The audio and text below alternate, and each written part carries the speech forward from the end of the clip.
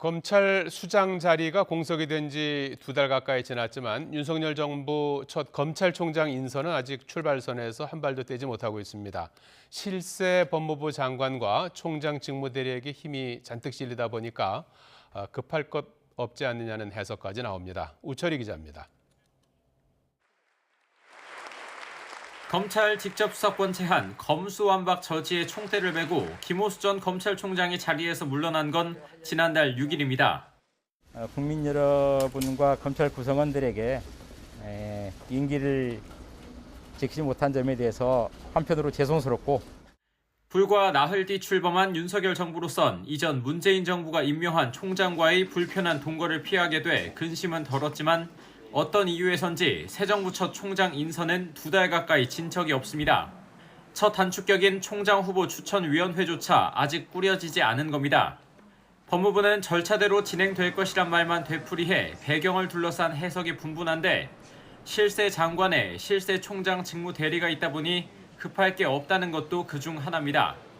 먼저 한동훈 장관은 검찰 인사에 앞서 총장의 의견을 들어야 한다는 법 조항에도 불구하고 총장의 참모인 대검찰청 주요 보직을 포함해 이미 2차례나 인사를 단행했습니다. 총장 임명한 이후에 인사를 해야 된다라는 것에는 지금 현재 상황이 저는 그거는 맞지 않다고 생각합니다. 총장 패싱 논란이 거듭 제기됐지만 윤석열 대통령은 한 장관에게 한껏 힘을 실어줬습니다. 책임 장관으로서 인사 권한을 대폭 부여를 했기 때문에 아마 우리 법무장관이 이런 능력이라든지 이런 것들을 감안해서 아주 제대로 잘 했을 것으로 저는 보고 있습니다. 총장 직무대리인 이원석 대검차장 또한 윤 대통령의 총장 재직 시절 참모였던 윤석열 사단의 대표 주자이자 한 장관과 연수원 동기로서 실세로 꼽기에 충분한 인물입니다.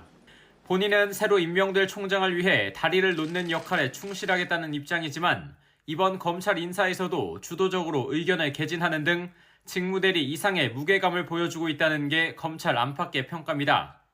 법무부와 충분하게 협의를 거쳤고 또 검찰에서 제시할 수 있는 의견도 충분하게 제출을 했습니다.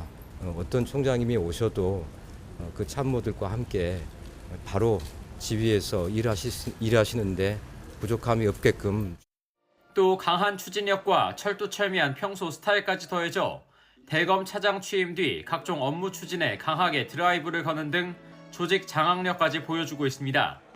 이런 가운데 다음 주에 있을 차장 부장검사급과 평검사 인사 이후 문재인 정부 관련 수사가 속도를 낼 것이란 관측이 지배적입니다.